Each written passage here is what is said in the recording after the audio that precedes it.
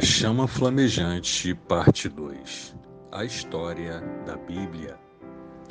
Este episódio explora a jornada da Bíblia e o papel crucial que ela desempenhou na Reforma Protestante. Do grego bibliá, plural biblion, transliterado para biblion, rolo ou livro. Papiro egípcio. Provavelmente vem do nome da cidade de onde esse material era exportado para a Grécia. Biblos é a atual cidade de Jebil, no Líbano. A Bíblia é uma coleção de textos sagrados para a cultura judaico-cristã, em que se narram, por exemplo, interpretações religiosas do motivo da existência do homem na Terra. É considerada pelos cristãos como divinamente inspirada, tratando-se de importante documento doutrinário, aliás, o mais importante para os cristãos.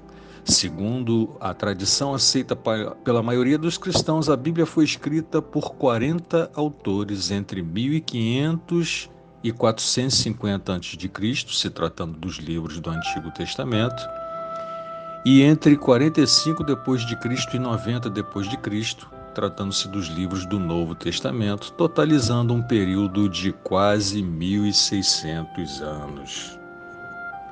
Por sua vez, muitos historiadores consideram que a data dos primeiros escritos acreditados como sagrados é bem mais recente. Por exemplo, enquanto a tradição cristã coloca Moisés como autor dos primeiros 5 livros da Bíblia, o chamado Pentateuco, muitos estudiosos aceitam que foram compilados pela primeira vez apenas após o exílio babilônico, a partir de outros textos datados entre o 10º e o 4º século a.C. Muitos estudiosos também afirmam que ela foi escrita por dezenas de pessoas oriundas de diferentes regiões e nações. Por sua vez, segundo uma interpretação literal do Gênesis, que é o primeiro livro da Bíblia, o homem foi criado por Deus a partir do pó, após os céus e a terra, entre 6 e 8 mil anos atrás, e ganhou vida após Deus soprar do seu próprio fôlego de vida em suas narinas. Hoje, celebrar cultos de louvor e adoração, ouvir e ter um exemplo da Bíblia Sagrada, com certa liberdade até para professar nossa fé, se tornou algo comum. E realmente o é. Mas existiram tempos difíceis, sinistros, onde muitos homens e mulheres foram levados à morte por sua devoção a Deus e à Bíblia, que ardia em quem compreendia a palavra de Deus. Hoje a Bíblia é o livro mais vendido de todos os tempos, com mais de 6 bilhões de cópias em todo o mundo. Embarque nessa jornada e conheça nessa história, nesse filme, homens e mulheres que se tornaram mártires por amor à palavra de Deus e por reconhecê-la como a única verdade infalível, em que o perdão ao pecador é obtido apenas em Jesus Cristo. Amém.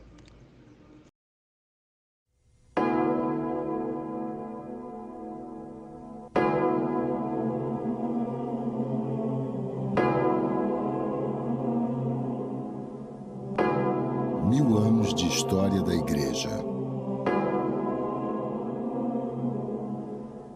A história da Bíblia. A Chama Flamejante, Parte 2. Uma distribuição BV Filmes.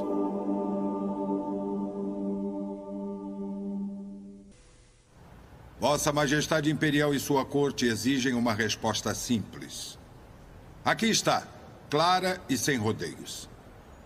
A menos que eu seja convencido do erro pelo testemunho das Escrituras ou pelo mais claro raciocínio, permaneço convencido pelas Escrituras às quais recorri e minha consciência cativa da palavra de Deus. Não posso retratar-me e em nada me retratarei, pois agir contra a consciência não nos é seguro, nem possível. Aqui permaneço. Nada mais posso fazer.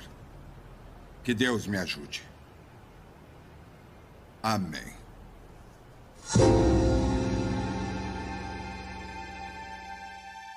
Quando, após este discurso desafiador na Assembleia de Worms em 1521, Martinho Lutero foi declarado um notório herege. Seus inimigos pensaram que este seria o fim do novo e revolucionário movimento da Reforma. Como estavam enganados.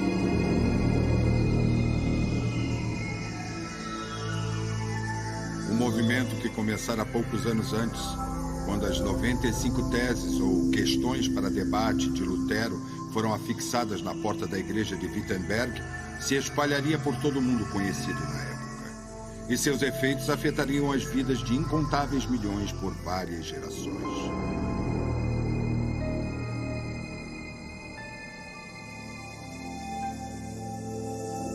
Lutero deixou a Assembleia de Worms mediante a garantia de salvo-conduto do imperador. No entanto, esta garantia duraria apenas 21 dias. E os amigos de Lutero estavam convencidos de que não chegaria nem mesmo ao final deste prazo. Eles temiam que os inimigos da Reforma o perseguissem e o matassem. Então elaboraram um plano ousado.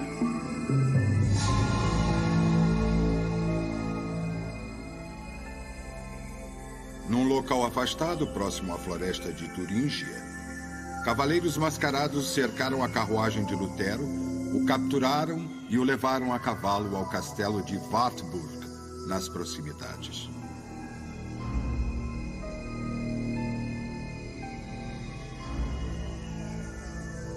Em Wartburg, durante as semanas seguintes, quando a tonsura do monge desapareceu e a barba cresceu, Martinho Lutero tornou-se Junker York. Agora, seguro do perigo e protegido por seus amigos, seu tempo poderia ser usado para avançar o movimento da reforma que crescia.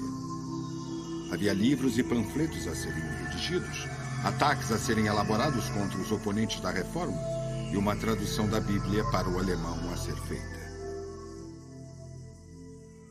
Assim, num momento de grande perigo, a providência oferecia um abrigo ao homem que foi crucial para o sucesso da reforma.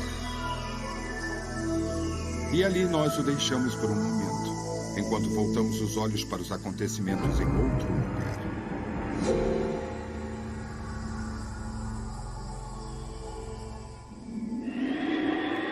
Entre todas as colheitas, a da verdade é a mais lenta a amadurecer.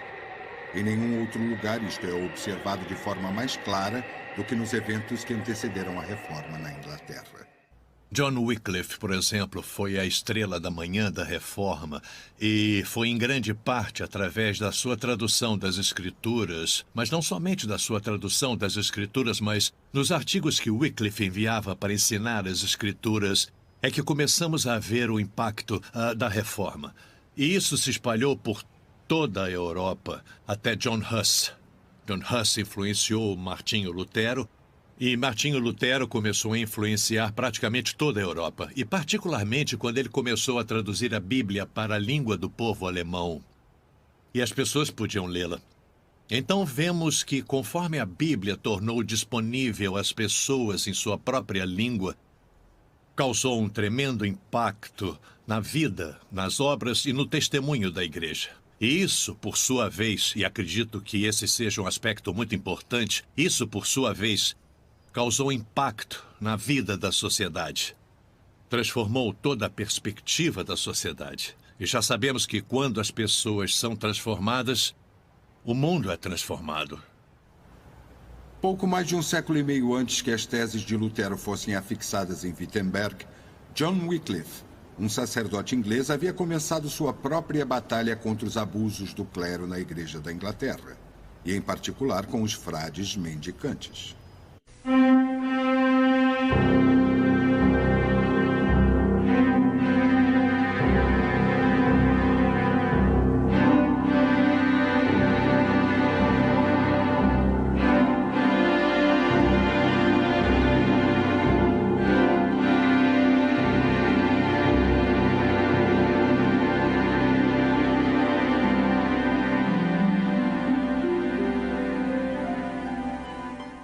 Os Os frades mendicantes eram membros de ordens religiosas que ganhavam a vida mendigando nas comunidades onde viviam. As duas principais ordens que eram consideradas mendicantes eram os franciscanos e os dominicanos, as duas batizadas segundo o nome de seus fundadores. São Francisco de Assis fundou a Ordem dos Franciscanos e São Domênico fundou a dos Dominicanos. E no início, as duas ordens tinham regras simples e severas, segundo as quais todos os membros deveriam viver. E as regras eram impostas por seus fundadores.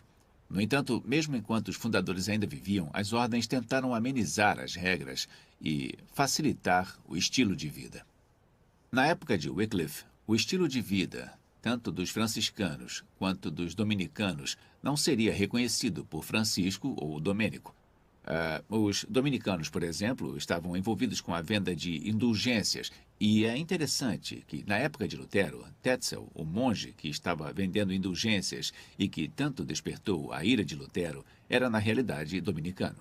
A razão pela qual Wycliffe se opôs às ordens foi por ver a corrupção que ocorria nas duas ordens. Havia muita pregação sendo feita e Wycliffe tomou uma atitude contra isso ao criar, de certa maneira, uma nova forma de ordem dominicana, enviando trechos das Escrituras para o campo para pregar às pessoas a mensagem simples do Evangelho.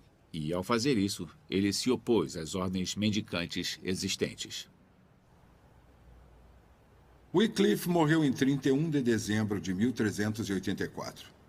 Quase um século e meio se passaria antes que a grande transformação religiosa pela qual ele havia trabalhado e que havia desejado se tornasse realidade. Mas foram a sua visão e o seu testemunho incansável que colocaram em ação o desejo de mudança. Por esta razão, Wycliffe é merecidamente chamado de Estrela da Manhã da Reforma.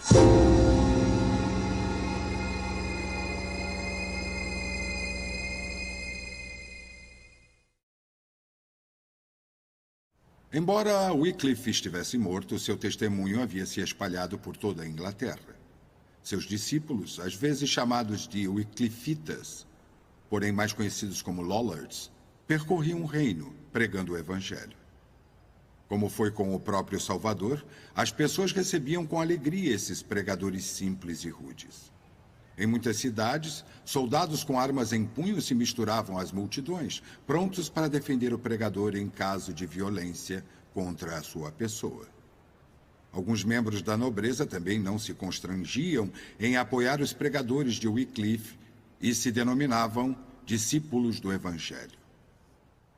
Onde quer que os pregadores Lollards levassem a mensagem bíblica, seguia-se uma transformação de atitude, maior espiritualidade entre o povo e, em alguns lugares, uma demonstração pública de devoção ao removerem os símbolos da idolatria. Esses sinais prometiam muito. Na realidade, aos olhos dos Wycliffitas, eles prometiam tudo. No período de 10 anos após a morte de Wycliffe, eles fizeram uma petição ao parlamento por uma reforma na religião, acreditando que o país estava pronto para lançar fora o jugo de Roma. O que não conseguiram entender, entretanto, foi que a reforma não acontece por uma lei do parlamento ou por um decreto real. A reforma deve crescer nos corações das pessoas. Deve ser plantada pelo trabalho paciente dos evangelistas e deve ser regada com frequência com o sangue dos mártires. Este seria o caminho para a reforma na Inglaterra.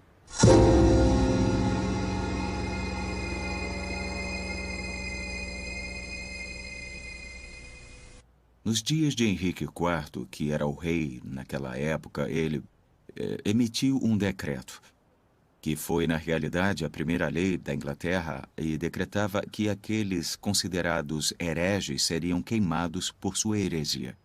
Mas isso não havia sido colocado em prática até aquele momento, é claro, e um dos primeiros homens a serem martirizados graças a essa lei foi William Sawtry.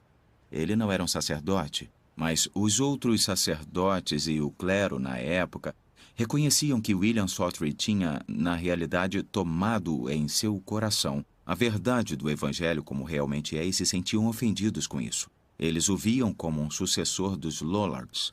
Consequentemente, se opunham fortemente a ele. Eles também o queriam como um teste para essa nova lei. Ele foi julgado e, em seguida, condenado, levado à morte na fogueira como um herege nos termos deles.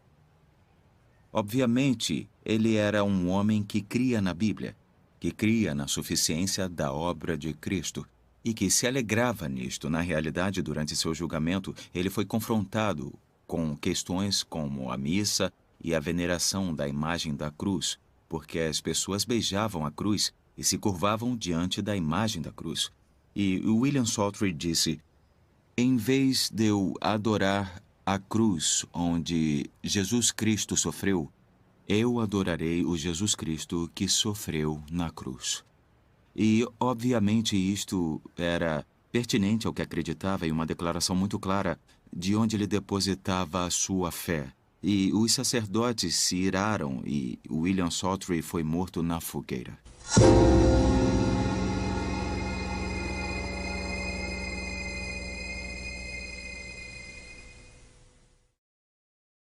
A Inglaterra, portanto, teve não apenas a grande honra de dar o primeiro reformador John Wycliffe, mas também teve a honra de dar o primeiro mártir do protestantismo, William Saltry. Os nomes de muitos desses primeiros sofredores caíram no esquecimento, mas entre os nomes a quem a diligência dos relatos preservou está um homem leigo de Worcester, John Badby. Ele era um homem comum, um alfaiate, um homem que não tinha nenhum cargo específico na igreja. Era um trabalhador comum, mas também era um homem conhecido como fiel à doutrina dos Lollards e, assim como eles, ele era fiel seguidor de Cristo. E, simplesmente por isto, ele atraiu a animosidade da igreja na época. Ele foi julgado diante do arcebispo, por mais estranho que seja. Parece ser uma maneira exagerada de lidar com um homem comum. Mas durante a investigação e interrogatório, um fato marcante foi que John Badby demonstrou ter um excelente conhecimento das verdades bíblicas. Na verdade, quando ele estava sendo interrogado, as autoridades perceberam que as pessoas que o ouviram estavam sendo profundamente afetadas pelo que ele dizia, como se ele estivesse pregando um sermão. E elas prestavam muita atenção a esse excelente sermão. Então, as autoridades da igreja interromperam seu discurso. E ele não pôde continuar. E, é claro, o condenaram e o levaram à morte na fogueira.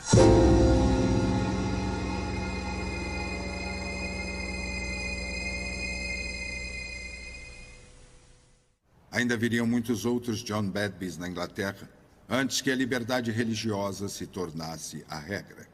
Mas a simples fé num relacionamento pessoal com Deus, livre de qualquer aparato de superstição, os sustentaram durante as chamas mais ardentes. Um dos aspectos dos martírios na Inglaterra durante esse período foi que eles afetaram, como já vimos, não apenas os sacerdotes que se convenceram da doutrina do Evangelho, e não apenas trabalhadores comuns como John Badby, o alfaiate, mas também os nobres. E um dos primeiros mártires foi Lord John Cobham, Sir John Oldcastle era o nome dele, que apoiava fortemente os ensinos de Wycliffe e, na realidade, foi responsável pela impressão de vários trabalhos de Wycliffe.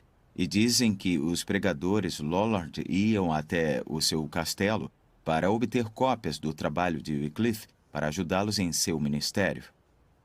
A princípio, Lord Cobham estava a salvo da perseguição oficial graças à sua amizade com o rei. Mas quando o rei morreu e Henrique V assumiu o trono, aquela garantia de segurança foi perdida. E então o novo rei mandou trazer Lord Cobham para lhe falar pessoalmente e perguntar sobre a sua fé. E durante o questionamento ficou claro que Lord Cobham acreditava firmemente na autoridade das Escrituras. Ele foi interrogado pelo rei e pelas autoridades da igreja. ele foi alertado a respeito de sua crença, mas ele disse que continuaria firme naquelas convicções, afirmando que a autoridade pertencia somente a Cristo através da sua palavra, e não à igreja em primeiro lugar. Bom, esta foi uma declaração muito contundente e corajosa, e logo depois Lord Cobham, de fato, foi preso pelo que acreditava. Ele conseguiu fugir e foi para outra parte do país, mas em seguida foi recapturado. E é claro que o fato dele ter fugido e ter sido recapturado irritou ainda mais as autoridades. E eles o condenaram a uma morte lenta e dolorosa na fogueira. Não foram benevolentes com ele, não lhe concederam o benefício de uma morte bem rápida. Ele teve uma morte lenta e excruciante. E ele era um nobre, era um homem conhecido, era um homem bondoso e generoso que também tornou-se um mártir pela verdade. Mesmo antes da execução de Lord Cobham, o lollardismo havia sido mais ou menos proibido. Era visto como revolucionário, uma ameaça para o rei e um risco para o Estado. De fato, um ato do parlamento aprovado em 1414 considerava a mesma coisa ser um lollard ou um traidor. Reuniões e conluios dos lollards foram invadidos e tantos seguidores foram presos que os presídios de Londres ficaram cheios. Mas nenhuma dessas perseguições poderia abalar o seu amor pela verdade e o seu desejo por liberdade de culto.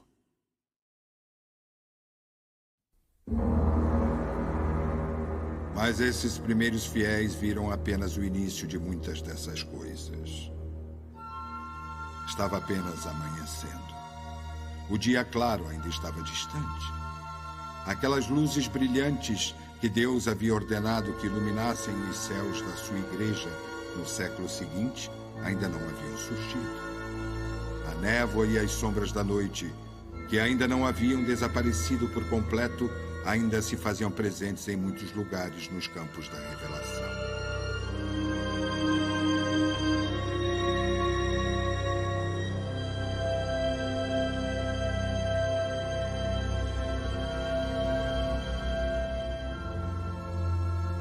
Mas uma pequena porção, a seu ver, estava banhada de luz. Ficava bem no centro, onde antes estivera uma cruz. O supremo sacrifício fora erguido. Era o único objeto da sua fé. Rocha eterna, esperança para os pecadores. Nela, eles se firmavam. E o que quer que ameaçasse abalar a sua fé era instantaneamente rejeitado. Eles conheciam a voz do pastor e não seguiriam o estranho.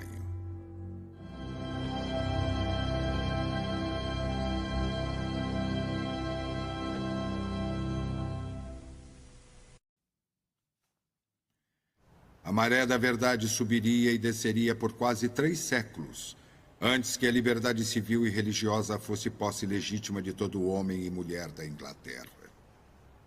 Foi uma dura batalha. Os campos que temos hoje custaram alto preço. Pago com sacrifício humano, privação e sangue.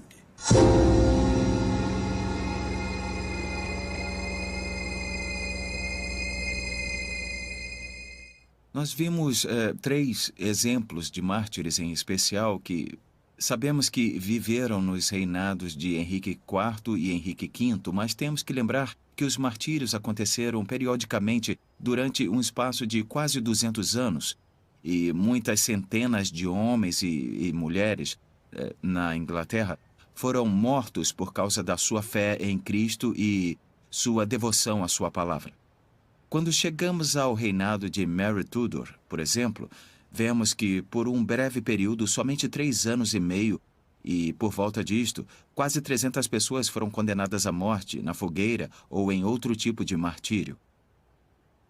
Vemos que não incluíam apenas os líderes da igreja, não apenas homens da nobreza, nem apenas cidadãos comuns, mas até mulheres da nobreza.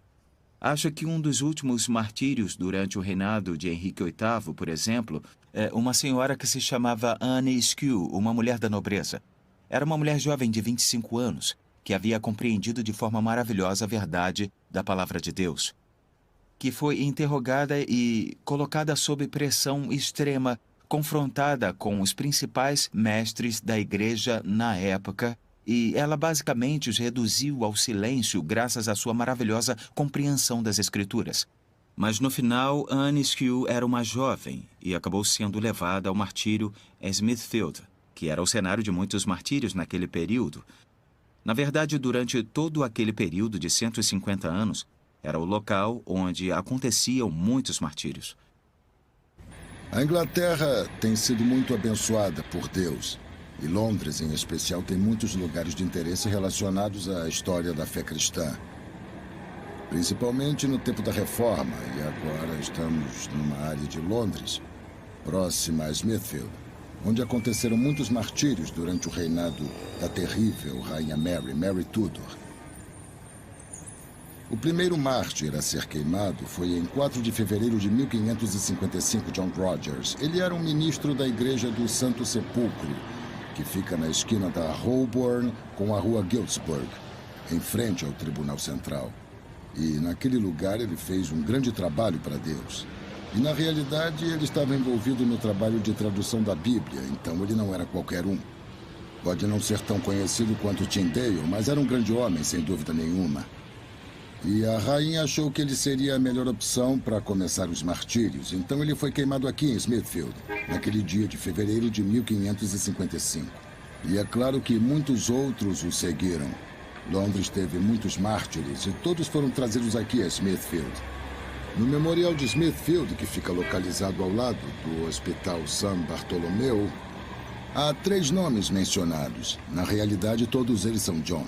Mas o segundo deles é especialmente interessante porque, embora ele tenha nascido em Manchester, no norte do país, ele foi para Cambridge e estudou no Pembroke College, em Cambridge, e costumava pregar no condado de Essex. Bradford foi preso com Cranmer, Latimer e Ridley na torre, e Latimer se referia a Bradford em suas pregações e texto como um homem santo, John Bradford.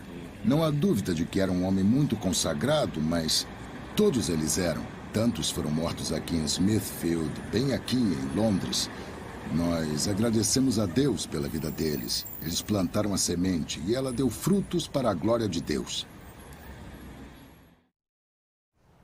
O único elemento que trouxe à reforma na Inglaterra, o ímpeto para mudar a nação, foi a ampla circulação da Bíblia na língua do povo. E foi assim em todos os países onde a reforma se consolidou. A própria Bíblia nos diz que ela é viva e eficaz e mais afiada que qualquer espada de 2 gumes, e julga os pensamentos e intenções do coração. E em nenhum lugar isto é ilustrado de maneira mais convincente do que nas vidas de 3 jovens, cada um desempenhando um papel significativo no progresso da reforma na Inglaterra. Uma das coisas mais importantes que aconteceram antes da reforma na Inglaterra foi o surgimento do texto grego do Novo Testamento, preparado por Erasmo. Esse texto foi produzido por volta de 1516 e as cópias estavam disponíveis na Inglaterra. 3 dos homens que foram muito tocados pela leitura deste Novo Testamento em grego foram Thomas Bilney, John Frith e William Tyndale, alunos de Oxford e Cambridge, e eram muito jovens. A história de Thomas Bilney é especialmente interessante porque nos mostra como eram aqueles dias, quando as escrituras eram proibidas pelas autoridades da igreja, que mesmo para um homem que estava muito aflito com a sua condição espiritual, a ideia de pegar a Bíblia e lê-la no grego original era muito, muito difícil de encarar. Thomas Bilney tinha um grande peso no coração a respeito de sua condição espiritual. Ele ouviu sobre o Novo Testamento grego e achou que deveria lê-lo. Ele foi decidido a lê-lo, mas não conseguiu tocar nele. Então ele foi outra vez, e mais uma vez não conseguiu tocá-lo. E mais tarde ele foi outra vez porque sua preocupação era tão grande, e ele pegou o Novo Testamento e começou a ler, e leu a carta de Paulo a Timóteo. Cristo Jesus veio ao mundo para salvar os pecadores. E aquele texto tocou Bilney profundamente, e ele se converteu, se tornou um novo homem. Nós já falamos de John Wycliffe e de seu desejo de colocar a palavra de Deus nas mãos de seus conterrâneos. Sua tradução teve algum sucesso e despertou seu ideal nos corações de outros. Mas foi prejudicada por sua dependência do latim em sua raiz e, mais ainda, considerando que a prensa ainda seria inventada, ela nunca teve larga distribuição. Isto não seria possível por mais de 1 século e meio. E quando a publicação da Bíblia em inglês de fato aconteceu, foi o ápice de anos de estudo, preparo, dedicação, sacrifício, dificuldades, perseguição e sigilo. E para muitos dos envolvidos, o martírio.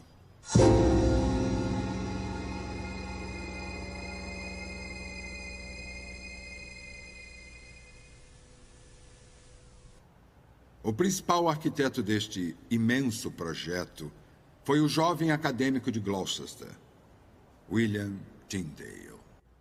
Houve um programa recentemente em que tentaram identificar o homem mais influente do milênio. E um homem chamado Shakespeare foi escolhido, e todos o conhecem. Mas eu acho que deveriam ter escolhido William Tyndale. William Tyndale se sobressaiu em tantas áreas de sua vida. Ele fez tudo o que fez pagando alto preço e em grande perigo. Foram poucos os momentos de sua vida em que ele esteve fora de perigo, mas ele realizou muito. Tyndale foi o principal acadêmico. Ele foi o homem que se tornou responsável por traduzir as escrituras para o inglês e para garantir que a Bíblia em inglês chegasse ao povo de seu país.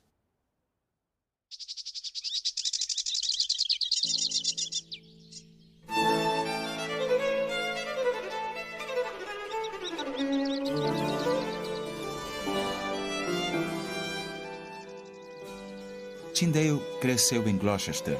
Seus pais e antepassados pertenciam à classe média e estavam envolvidos provavelmente no comércio de madeira. Portanto, ele não tem uma origem insignificante. Era uma família bastante importante. Ele foi estudar em Oxford e mais tarde foi para Cambridge, onde sabemos que teve contato com o Novo Testamento em grego. Ele se converteu e retornou a Gloucester.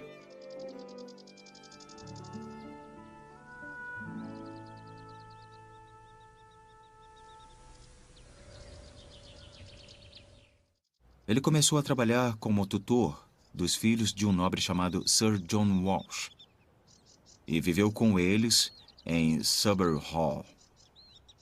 A família Walsh era muito hospitaleira. Também eram hospitaleiros com o clero local. Então, periodicamente, eles recebiam vários sacerdotes e lhes serviam uma boa refeição e desfrutavam da companhia deles ao redor da mesa.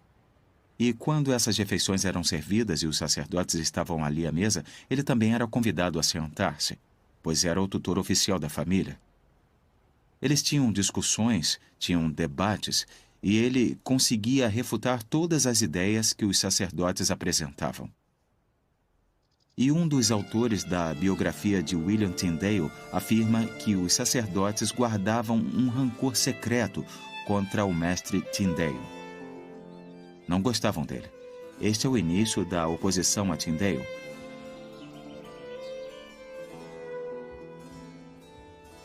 Entretanto, logo Tyndale percebeu que o que a Inglaterra precisava era ter a Bíblia na língua inglesa, disponível ao povo.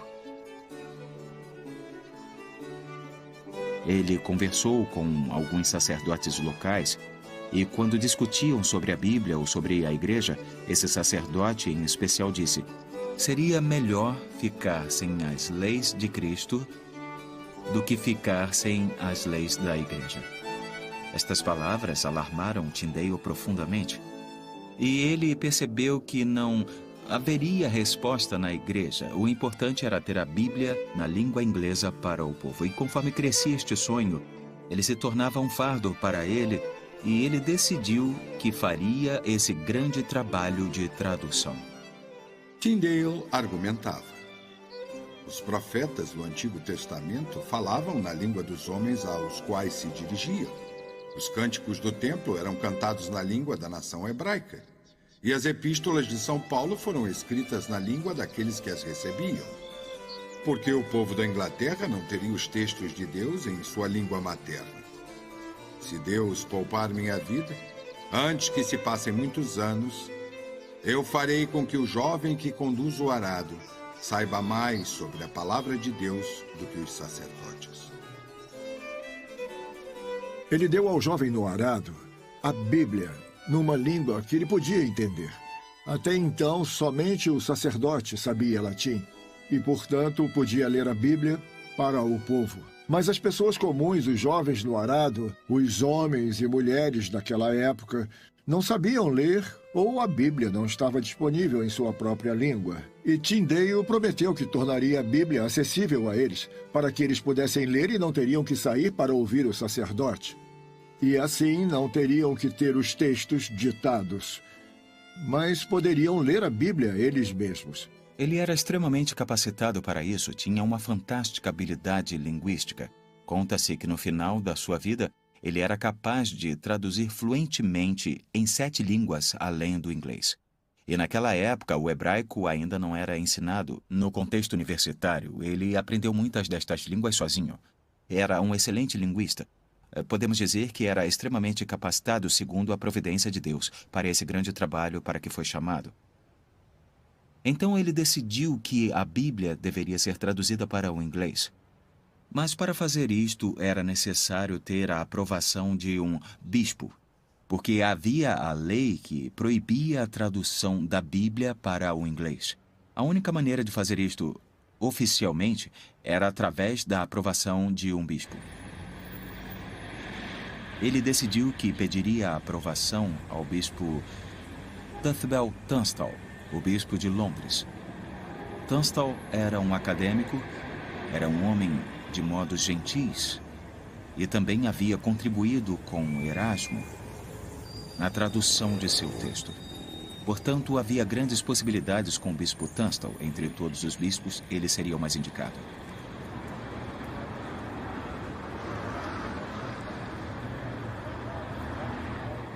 Tyndale foi com grande esperança de que Tunstall concordaria em apoiá-lo na tradução do Novo Testamento grego para o inglês. Mas ele ficou profundamente desapontado.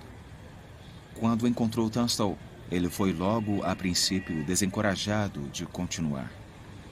E mais tarde, Tunstall lhe mostrou que recusava terminantemente seu pedido.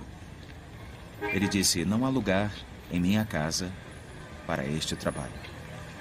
Assim, Tyndale percebeu que a possibilidade de conseguir a aprovação para começar o trabalho de tradução não existia. Tyndale não teve outra opção a não ser seguir, com o coração pesado, o conselho de seus amigos de fugir de Londres. "Compreendi finalmente", ele disse.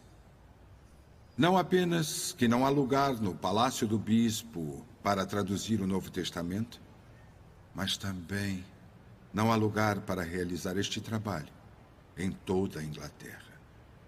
Então ele decidiu que iria para o continente e que então lá ele faria o trabalho de tradução e enviaria as cópias de volta para a Inglaterra. Ele recebeu o apoio de Sir Humphrey Monmouth, que o encorajou a ir e que também lhe deu 10 libras, creio que foi isso, o que deveria ser uma grande quantia naquela época, e que permitiu que ele viajasse para o continente.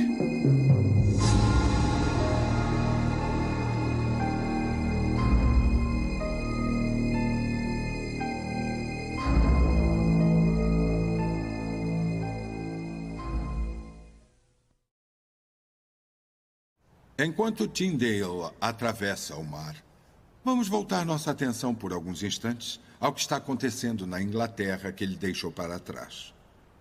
Os escritos de Martinho Lutero eram contrabandeados para o país e estavam disponíveis a muitos. A eloquência de suas palavras, devidamente sustentada pelo heroísmo de seus feitos, despertou a atenção do povo inglês. Sua nobre defesa na Assembleia de Worms agitou corações corajosos. E decidiram acompanhar a carreira do monge alemão com interesse. Outra pessoa também estava observando. E entrou na arena com ousadia para enfrentar o intruso do continente. E este não era ninguém, além da figura nobre do rei da Inglaterra, Henrique VIII.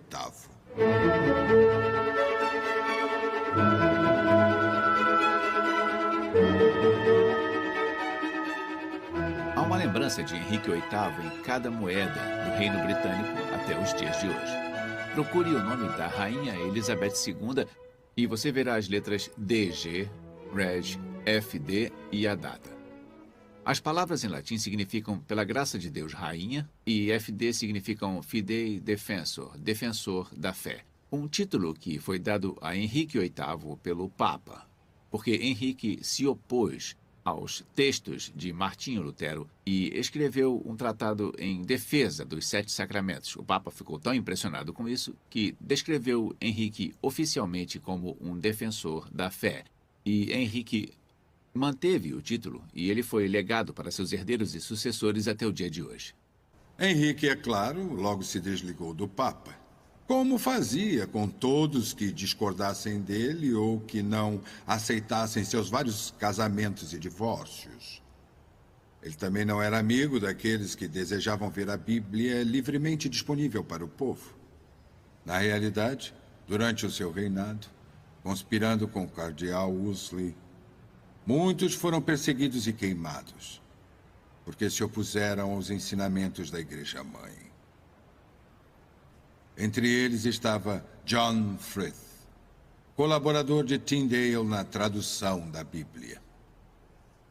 Ao chegar em Hamburgo, Tyndale pegou os preciosos manuscritos iniciados na Inglaterra e se dedicou ao trabalho de tradução com vigor renovado.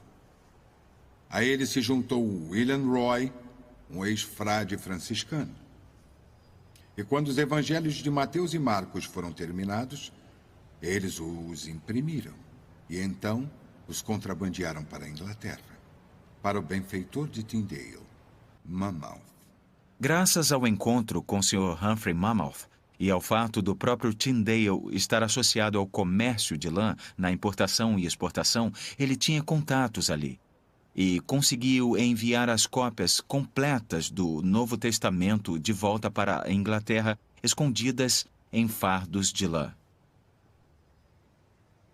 Mas quando essas cópias das Escrituras voltaram para Londres e começaram a ser distribuídas no interior, as autoridades não demoraram a descobrir o que estava acontecendo e começaram a se opor à distribuição das Escrituras, é claro. Tunstall estava à frente desta oposição e tentou fazer isto de várias maneiras. Primeiro, ele tentou demonstrar que a tradução de Tyndale era muito inadequada, mas o que realmente estava fazendo era ressaltar pontos em que a tradução não o agradava. Por exemplo, Tyndale usava a palavra congregação ao invés de igreja, e Tunstall achava que, de alguma forma, isto denegria a autoridade da igreja. Tyndale usava a palavra arrependimento em vez de penitência, e isto também atacava uma das falsas doutrinas que havia se tornado predominante na igreja. Ele também tentou mostrar de várias maneiras que a tradução de Tyndale não era fiel e também não era boa. Ele também fez algo muito mais dramático. Começou a reunir todas as cópias de Bíblia que encontrava e as queimava.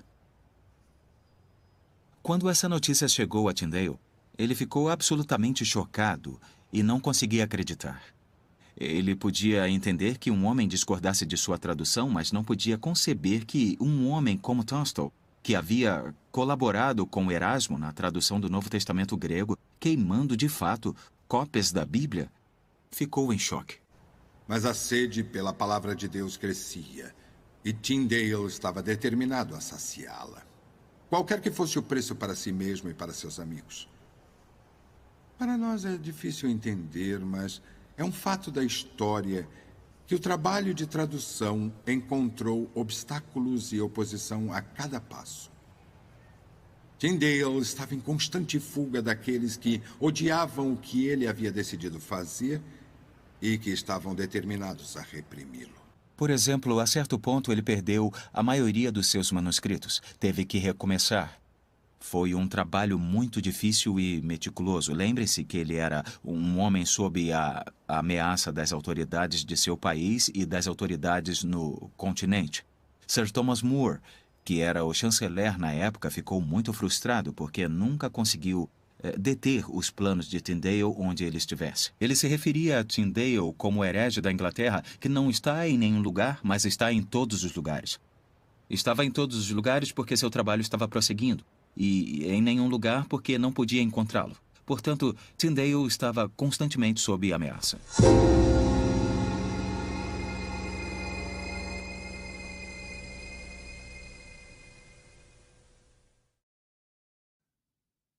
No final de 1525, o gigantesco trabalho foi concluído. 15.000 cópias do Novo Testamento de Tyndale foram contrabandeadas para a Inglaterra, onde foram recebidas com entusiasmo. O que estão familiarizados com a versão autorizada estão, na realidade, lendo muitas frases que o próprio Tyndale cunhou. Trono de misericórdia, nele vivemos, nos movemos e existimos. Maravilhas do amor de Deus, as ternas misericórdias de Deus, todas essas frases são frases que Tyndale cunhou ao traduzir as Escrituras. E elas ainda são tão reais e tão poderosas e tão queridas a todos nós até hoje. Muitas das excelentes frases da versão autorizada vieram de Tyndale. E as palavras que ele usou, a linguagem que usou, nós também sabemos das pessoas que vivem em Gloucester, que ele usou muitos dos coloquialismos daquele lugar. E sabemos que hoje podemos discerni-los e detectá-los na versão autorizada, hoje, que era a maneira como eles falavam na época. Ele queria que as pessoas tivessem uma Bíblia que pudessem entender, então usou os mesmos coloquialismos. Mas, ao mesmo tempo, Tyndale tem o crédito de ter sido o mais fiel tradutor do Novo Testamento que já existiu, porque é uma tradução literal das línguas originais e, na realidade, não há melhor tradução do que a dele para aquelas palavras. Ele acertou no significado e na poesia, e o grande valor de Tyndale e da versão King James é que sua poesia é memorável, é linguagem que fica impressa em nossas mentes e nós vamos nos lembrar dela. Bíblia Sagrada. Finalmente, as pessoas comuns podiam ler por si mesmas, como o excelente tradutor mesmo colocou. As palavras de vida eterna, através das quais, se nos arrependermos e crermos, seremos nascidos de novo, criados outra vez. Ainda que eu fale as línguas dos homens e dos anjos, se eu não tiver amor, serei como o bronze que sou ou como o símbolo que retine. Ainda que eu tenha o dom de profetizar e conheça todos os mistérios e toda a ciência, ainda que eu tenha tamanha fé a ponto de transportar montes, se eu não tiver amor, eu nada serei. O amor é paciente, o amor é benigno.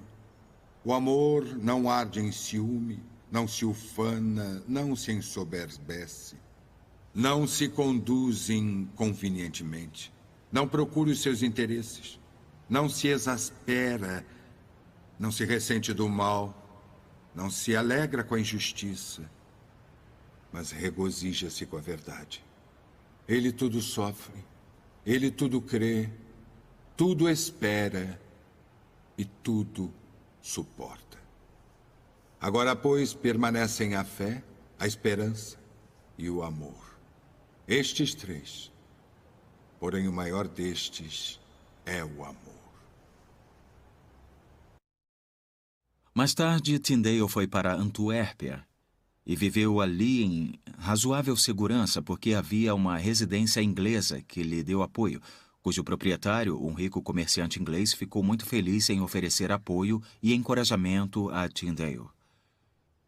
Infelizmente, Tyndale foi descoberto por um homem, um outro comerciante que na realidade era seu amigo, mas que acabou entregando Tyndale às autoridades e fazendo com que ele fosse preso no castelo de Vilvoorden, em Antuérpia.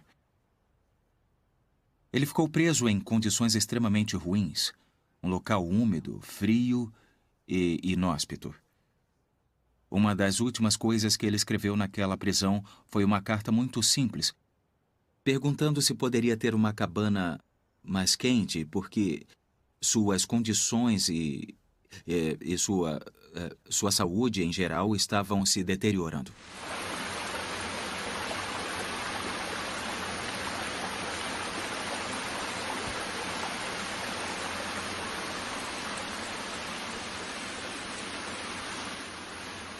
A igreja, na realidade, veio a ele e o tirou da cela e o excomungou em público. Houve uma cerimônia de excomunhão. Pegaram uma faca e dizem que usaram vidro também. Usaram 2 instrumentos para raspar as suas mãos, tirando dele, como alegaram, o poder do óleo da unção que o consagrava como bispo de Roma. Ele foi mantido nesta prisão em condições inóspitas e mais tarde levado para ser queimado na fogueira.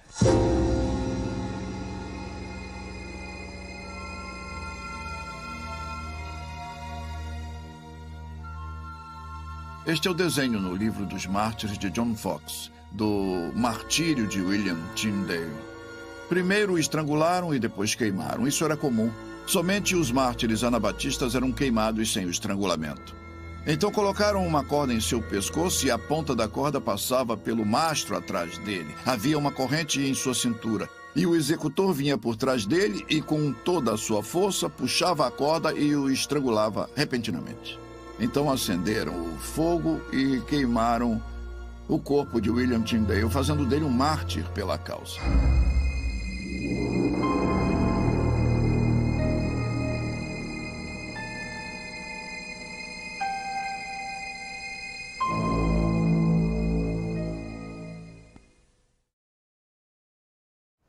Quando Eliseu disse, abra os olhos do jovem, no livro de Reis, eu imagino às vezes se Tyndale estaria traduzindo isto quando foi martirizado, porque a última frase que Tyndale disse, enquanto amarravam o laço em seu pescoço, quando iam de fato queimá-lo na fogueira, ele gritou, Senhor, abra os olhos do rei da Inglaterra.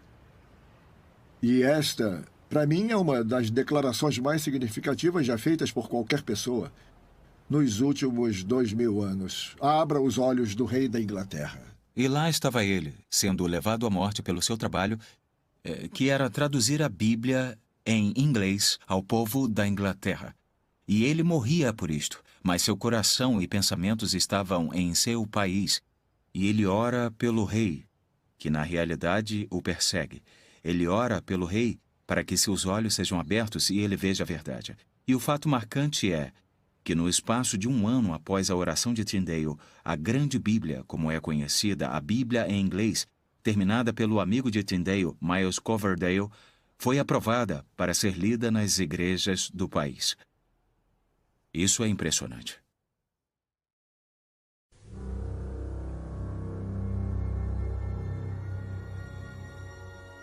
William Tyndale estava morto.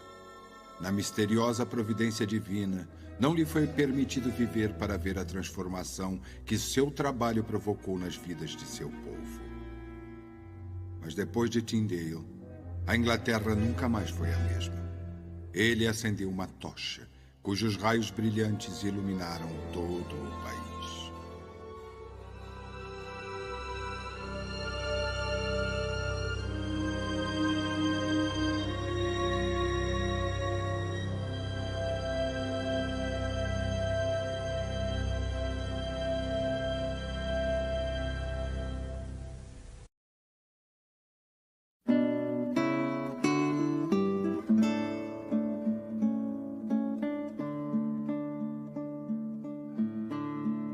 Nós vimos que a Inglaterra, no que se refere à reforma, partiu principalmente do ponto de vista político.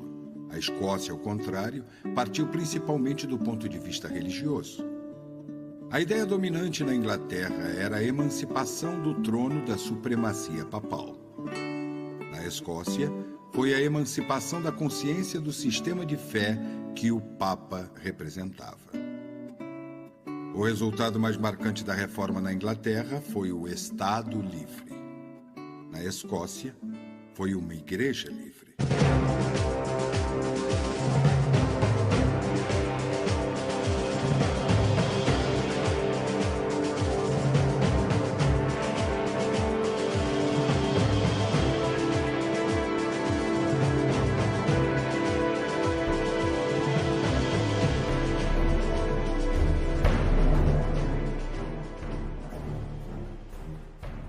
Durante muitos anos, a Escócia havia se preparado para o papel que desempenharia no grande movimento do século XVI. É bom lembrar que muitos achavam improvável que acontecesse. Separados do resto da Europa pela cultura e também pela distância, não era uma das regiões mais hospitaleiras. Sua costa rochosa era constantemente atacada por um mar turbulento. Suas grandes montanhas estavam sempre encharcadas pela chuva e envoltas em brumas. Suas planícies abandonadas aos pântanos. A terra nunca havia sido conquistada pelo arado ou ferida pela foice. Era a habitação de tribos selvagens com ritos assustadores e deuses pagãos. Mesmo os romanos, que pelo poder da espada deram aos habitantes da Escócia seu primeiro contato com a civilização, conseguiram poucos convertidos ali.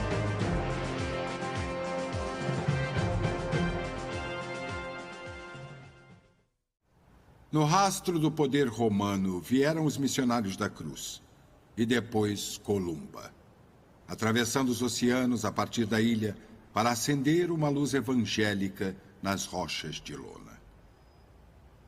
Mas foi o século IX que deu o primeiro passo para preparar a Escócia para a glória que aguardava 7 séculos depois. Em 838 d.C., os Picts e os Scots, que até agora haviam sido nada além de 2 clãs em constante conflito, foram unidos sob uma só coroa. A união fez deles um povo e os forjou em uma nação. E foi isso que possibilitou o fundamento para a futura reforma nacional da Escócia. A luta pela independência política da Escócia no século XIV foi um preâmbulo necessário para a sua luta por uma reforma religiosa no século XVI. Para contribuir com este grande conflito, que incluíram questões muito mais importantes do que aquelas sonhadas pelos guerreiros que lutaram e derramaram seu sangue, levantaram-se de tempos em tempos homens extremamente valentes.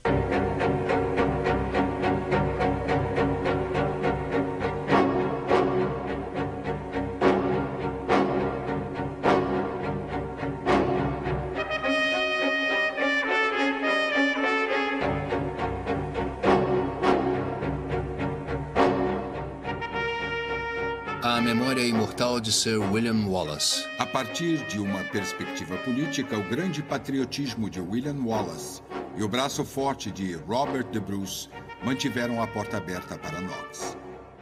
Em Bannockburn, Eduardo da Inglaterra entendeu, quando viu seus valentes cavaleiros e arqueiros ferozes caírem diante das grandes espadas e machados de batalha dos escoceses, que embora ele inundasse toda a Escócia com o sangue de ambos os reinos, ele nunca teria êxito em privar este pequeno país de sua nacionalidade e soberania. Como resultado da vitória de Robert de Bruce em Bannockburn, o Papa foi reconhecido como o senhor espiritual da nação. Embora isso fosse, de certa forma, um artifício político usado por Bruce para proteger seu reino dos ataques militares de sua vizinha ao sul, a Inglaterra, acabou fazendo com que a Escócia, embora independente politicamente, abrisse suas portas à influência espiritual de Roma. Isto, obviamente, em nada alterou o caráter espiritual do povo escocês. Com o tempo, a Igreja demonstrou uma atitude mercenária às necessidades seculares do povo e um desinteresse por suas necessidades espirituais. Assim, quando John Knox finalmente entrou em cena, o país e o seu povo estavam prontos para o toque da sua trombeta.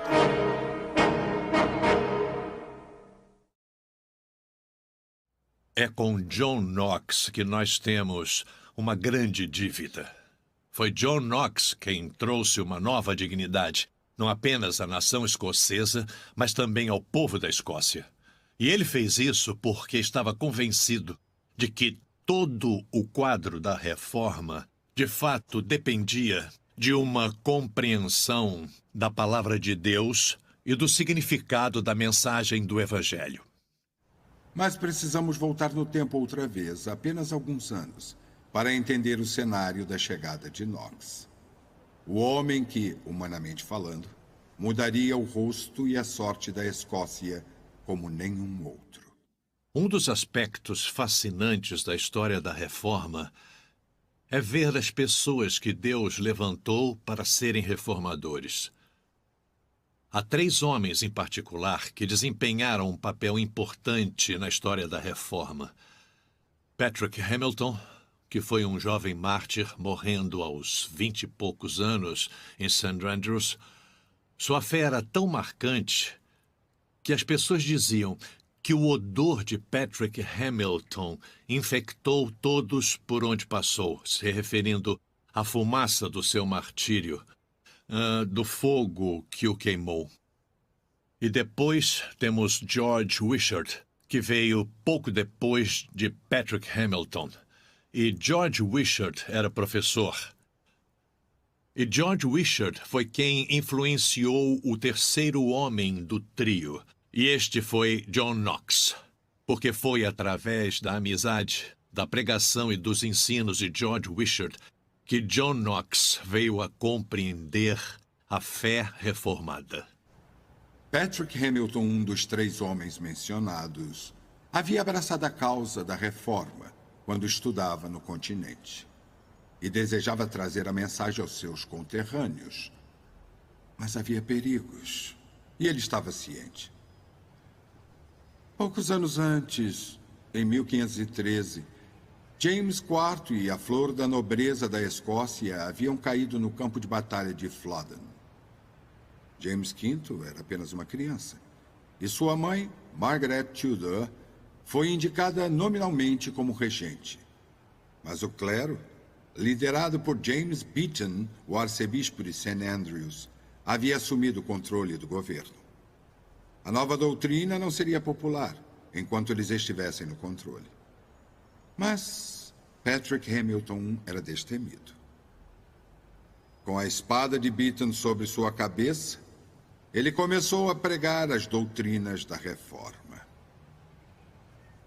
Não é o chamado de São Francisco ou a túnica de São Domênico que nos salva, ele declarou. É a justiça de Cristo. Não é a cabeça calva que torna um homem santo, é o coração renovado. O que Deus exige de ti, ó homem, que enumeres contas do terço todos os dias, que repitas tantos Pai Nossos, que andes tantas milhas em peregrinação? Isto é o que o Papa exige. Mas o que Deus exige de ti é que hajas com justiça, ame com misericórdia e ande em santidade. Patrick Hamilton era relacionado à linhagem real na Escócia.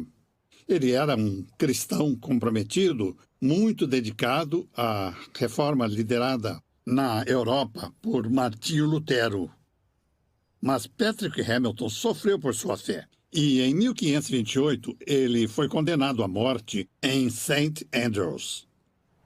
Uma testemunha da morte de Patrick Hamilton deu uma descrição em detalhes dos horrores do evento. O jovem foi amarrado ao mastro. Os feixes foram empilhados à sua volta e um saco de pólvora foi colocado entre eles para que acendessem mais rapidamente. Em nome de Jesus, disse o mártir, eu entrego meu corpo ao fogo e a minha alma às mãos do Pai. Uma tocha foi trazida. A pólvora explodiu, lançando pedaços de madeira no rosto de Hamilton, mas a madeira não se acendeu. Trouxeram mais pólvora e mais um pouco, mas a madeira se recusava a arder. Hamilton, dirigindo-se ao executor, disse suavemente: "Você não tem madeira seca?" Enviaram mensageiros até um castelo próximo em busca de lenha seca, e antes que voltassem, um dos acusadores de Hamilton, prior Alexander Campbell, permaneceu ali gritando: "Herege! Converta-se! Clame a Nossa Senhora!" Hamilton o repreendeu, e as chamas começaram a envolver seu corpo. As últimas palavras que ele disse foram: "Quanto tempo, Senhor, as trevas dominarão este reino? Quanto tempo sofreremos a tirania dos homens? Senhor Jesus, receba meu espírito." Sua morte trouxe um grande avivamento no interesse pelas coisas espirituais.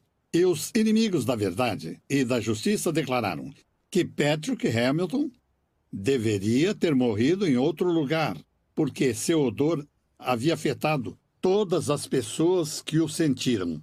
Significa que depois da morte de Hamilton, havia aqueles que estavam totalmente comprometidos aos princípios da reforma.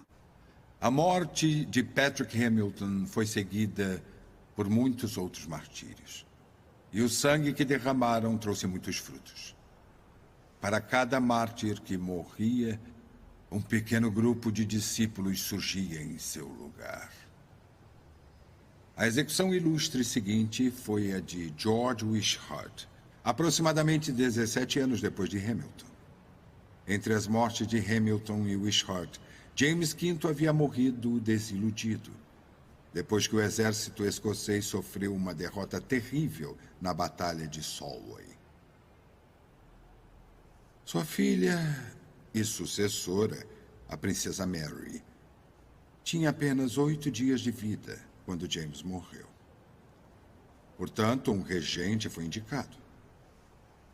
Lord Hamilton, conde de Arran, aparentemente apoiava a reforma, mas na realidade demonstrou ser fraco e sem compromisso. Entretanto, durante a sua regência, pelo menos uma boa lei foi aprovada. O ato que tornou legal a todos os súditos do reino a leitura da Bíblia numa língua que compreendessem. É muito significativo, no contexto da Escócia, que, por volta de 1520, as autoridades tentassem enfraquecer esse princípio. Elas tentaram privar o povo da oportunidade de ler as Escrituras. Emitiram um decreto para que nenhum escrito ou obra de Martinho Lutero ou de qualquer outra pessoa envolvida na tradução das Escrituras fossem aceitos na Escócia. Em toda a costa leste da Escócia havia navios vindos do continente, e em sacas de alimentos ou em fardos de tecido, esses textos eram escondidos. E o decreto que foi aprovado dizia que se fossem pegos importando essas coisas não oficialmente, os bens seriam confiscados e os navios também seriam apreendidos. Em outras palavras, eles seriam destituídos do seu sustento. Mas quando a reforma começou a criar raízes, vemos que uma das primeiras coisas que foram alcançadas foi que a Bíblia deveria estar disponível ao povo em sua própria língua.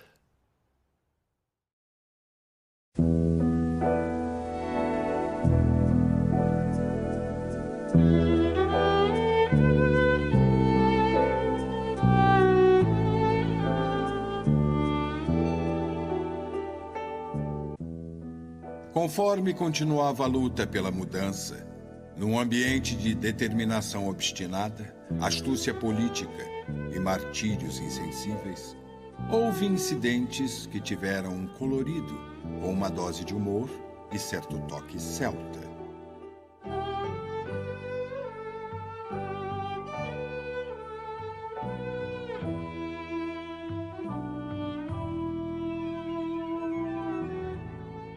David Straighten era um homem de Forfarshire que não tinha qualquer interesse em religião ou no futuro da reforma, mas acabou entrando em conflito com o prior de St. Andrews sobre deveres ou impostos eclesiásticos.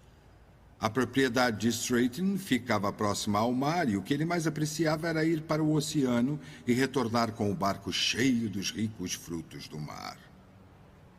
O prior exigiu seu dízimo, a 10ª parte do que Straighten havia pescado, mas Straighten lançou 10% dos peixes de volta ao mar. E bruscamente disse ao prior que recolhesse seu dízimo, de onde ele havia achado os peixes. Infelizmente, o humor transformou-se em horror, quando por este comportamento audacioso, Straighten foi condenado por heresia. E então veio o mais famoso dos escoceses, ou seja, John Knox. John Knox nasceu, na verdade, em 1505, mas a partir de 1550, ele assumiu uma posição contra a Rainha Mary, que, naquela época, perseguia os fiéis na Inglaterra. Ele havia ido à Europa, onde teve contato com o famoso João Calvino. Knox voltou à Escócia, convencido de que os princípios da reforma estavam certos. E, comprometido com esses princípios bíblicos, ele começou o movimento que ficou conhecido como a Reforma na Escócia. Se houve um homem com todas as qualidades necessárias para travar uma guerra contra os inimigos da verdade e para persuadir as massas quanto ao valor de uma causa, esse homem foi John Knox. Pregador poderoso, um professor capaz e um organizador nato. Assim que se convenceu dos méritos da causa da reforma, ele a promoveu com todas as suas forças e a defendeu contra todos os opositores. John Knox foi chamado por Deus para ser o líder da igreja na Escócia. Ele não entrou em cena imediatamente. George Wishart foi morto em 1546, mas John Knox não apareceu de fato em cena na Escócia até 1559. John Knox nasceu no ano de 1505, em East Lothian, numa cidade chamada Haddington. E ali ele foi à escola, onde se destacou no início de sua educação, logo dominando o latim. Em seguida, seu pai o enviou à Universidade de Glasgow. E ali, mais uma vez, ele se destacou com sua mente brilhante. E, enquanto ele estava na universidade, ele entrou em contato com os escritores antigos, Jerome e Agostinho, e, com sua mente despertada por aquele tipo de ensinamento, ele mesmo procurou saber sobre esses escritores e, ao estudá-los, ele descobriu que eles baseavam todos os seus princípios na palavra de Deus. Isto levou Knox às Escrituras, e, através do seu estudo das Escrituras, ele veio a abraçar a fé reformada e evangélica. Glasgow tornou-se um lugar perigoso para um protestante naquele momento da história. Então ele voltou a East Lothian, onde se tornou um professor particular, ou tutor. Nesta ocupação, ele conheceu George Wishart, que havia voltado à Escócia em 1544. E, graças ao ensino particular de Wishart e seus sermões em público, a fé de Knox se fortaleceu, e ele mesmo tornou-se capaz de propagar a verdade. Mas antes que isto acontecesse, o povo deveria estar preparado. E antes que John Knox pudesse, de fato, liderar o povo à reforma, ele primeiro teria que servir como aprendiz. Tanto para o povo quanto para o futuro líder, seria difícil. Certa manhã de sábado, no final de maio de 1546, o castelo de St. Andrew foi surpreendido por um grupo de homens determinados. E o cardeal Beaton foi assassinado. Este foi um ato de violência que a reforma não necessitava e do qual não se beneficiou. Com o tempo, o povo aprenderia que as armas da Igreja de Cristo não eram espadas e lanças, mas a palavra de Deus e a pregação do seu Evangelho. Esses conspiradores atiraram o corpo do cardeal Beaton pela janela numa vala. Os reformadores condenaram esse ato, embora o cardeal fosse culpado de muitos crimes terríveis. Esses conspiradores tomaram posse do castelo e ficaram sitiados pelas autoridades num cerco de muitos meses. As autoridades mais tarde se retiraram, e o castelo tornou-se um abrigo para os amigos da Reforma, um refúgio para os perseguidos. E mais tarde, o próprio Knox chegou ao castelo e ali foi muito bem recebido na primavera de 1547. Knox foi imediatamente assediado pelos moradores do castelo, que o reconheciam como a pessoa mais qualificada para ser seu líder espiritual. Ele hesitou, eles insistiram, e quando ele finalmente concordou, começou a trabalhar com todo o fervor. Logo ele estava propondo uma reforma muito mais radical do que Patrick Hamilton ou George Wishart jamais teriam sonhado. O primeiro sermão que Knox pregou no castelo definiu todo o tom da reforma na Escócia. No sermão, ele declarou que o Papa era o Anticristo. Este era um termo usado pela maioria dos reformadores. E quando ele usou esse termo, não tinha um tom depreciativo ou abusivo, mas queria apenas expressar claramente que eles pensavam que a Igreja de Roma estava ocupando o lugar de Cristo, não contra o Cristo. Esse é um termo bíblico que aparece em 1 João e é usado ali em contexto e significa no lugar de Cristo. Na realidade, um dos títulos que o Papa de Roma reivindica, o vigário de Cristo na Terra, tem o mesmo significado, porque a palavra vigário significa representante. Por isso, aquele termo se aplica perfeitamente com o que Knox quis dizer, o que a Confissão de Westminster afirma e o que as igrejas de hoje afirmam quando usam o mesmo termo em referência à Igreja de Roma ou ao Papado. Knox adotou uma abordagem um pouco diferente da de alguns reformadores anteriores a ele. Eles pensavam seriamente em cortar 1 ou 2 ramos da árvore do papado. Mas Knox, com o machado na mão, veio para derrubar o que ele considerava ser uma árvore prestes a cair. Entretanto, logo após Knox ter feito seu primeiro ataque contra o papado, ele foi afastado da cena da batalha. O castelo de St. Andrew estava cercado há meses, mas sem nenhum resultado. Então, em junho de 1547, navios franceses apareceram na costa. Em poucas horas, o castelo caiu. E todos os que ali estavam, incluindo Knox, foram levados a bordo das galés francesas para o trabalho escravo.